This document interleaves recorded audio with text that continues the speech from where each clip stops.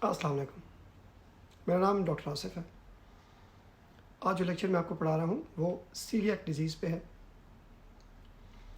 गंदम और उससे बनी हुई चीज़ें खाने की वजह से मरीज़ को डायरिया हो जाता है। मैल एब्जॉर्प्शन की वजह से बॉडी सही से ग्रो नहीं करती, सेक्सुअल कैरेक्टरिस्टिक्स ग्रो नहीं करते, हाइट कम रह सकती है, एनीमिया हो सकता है। क्या ये एनीमिया आयरन डिफिशिएंसी होती है या B12 और फोलेट, ये हम आज डिटेल में डिस्कस करेंगे। इसके अलावा मैनेजमेंट ऑप्शंस क्या हैं ये भी डिटेल में डिस्कस करेंगे। अगर आपके जहन में कोई क्वेश्चंस आए तो कमेंट सेक्शन में लिखिए, मैं आपको रिप्लाई करूँगा। ये लेक्चर्स आपके कॉन्सेप्ट्स क्लियर करने और बहुत सारे एग्जाम्स पास करने में हेल्प करेंगे। वीडियो को लाइक करें, चैनल को सब्सक्राइब करें और बेल आइकन ज़रूर प्रेस करें ताकि तमाम वीडियोस आपको टाइमली पहुंचती रहें। आइए लेक्चर स्टार्ट करते हैं। बिस्मिल्लाहिर्रहमानिर्रहीम। एक वर्ड है, उसे कहते हैं मैल एब्जॉर्प्शन। एब्जॉर्प्शन कुछ हद तक स्टमक में होती है और फिर स्मॉल इंटेस्टाइन में होती है। अगर मरीज को डायरिया हो जाएगा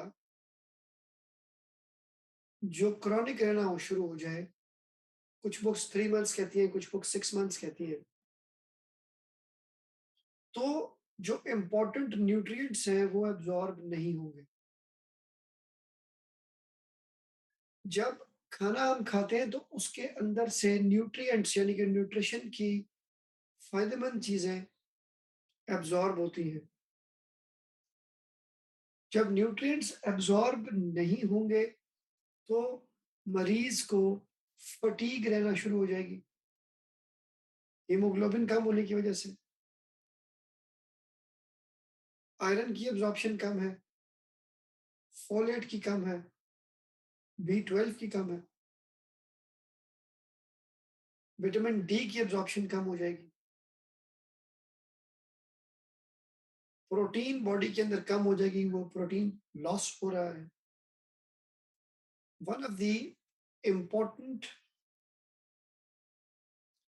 diseases is called celiac disease, जो कि डायरिया के साथ आती है, मैल एब्जॉर्प्शन के साथ आती है। क्यों होगा? एक एंटीबॉडी डेवलप होती है डाइट के एक खास किस्म के मटेरियल है ग्लूटेन के नाम से।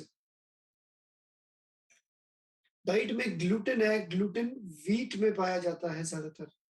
गंदम में जब रोटी खाते हैं, इसके अंदर एक खास मटेरियल है जिसे हम ग्लूटेन कहते हैं।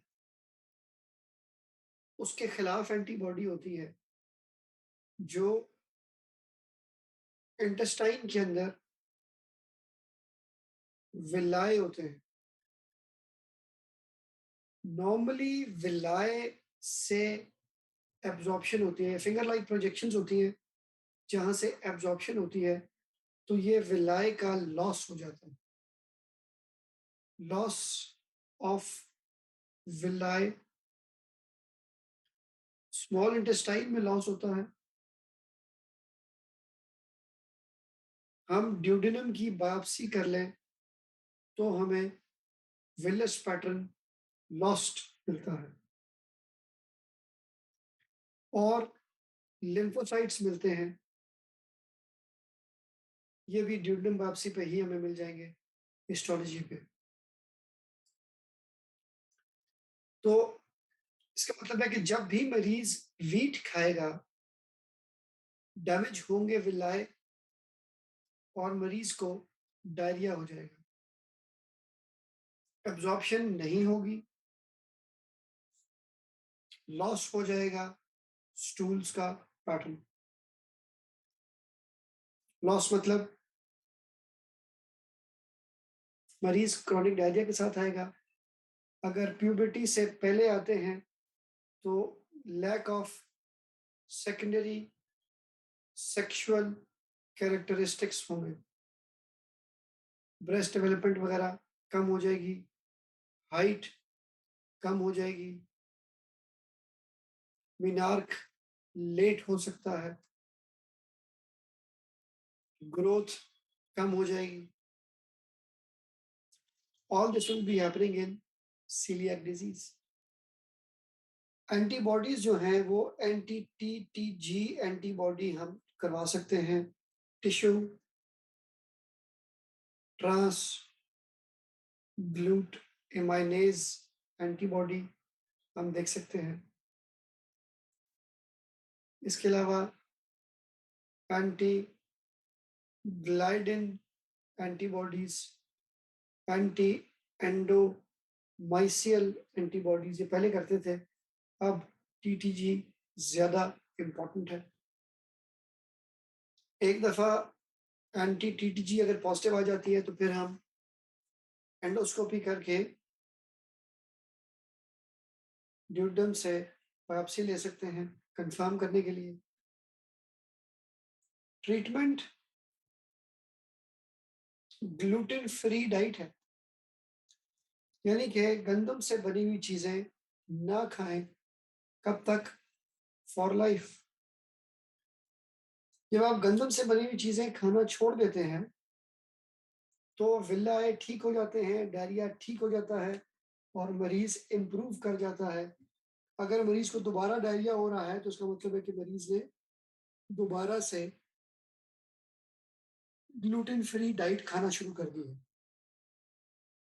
लॉन्ग टर्म कॉम्प्लिकेशंस क्या है? मरीज को लिम्फोमा डेवलप हो सकता है इंटेस्टाइन के अंदर। इस बीमारी को सीलियक स्प्रू भी कहते हैं।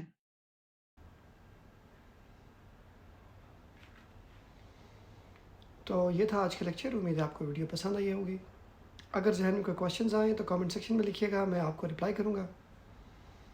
वीडियो को लाइक करें, चैनल सब्सक्राइब करें और बेल आइकन प्रेस करें ताकि तमाम वीडियोस आपको टाइमली पहुंचती रहे।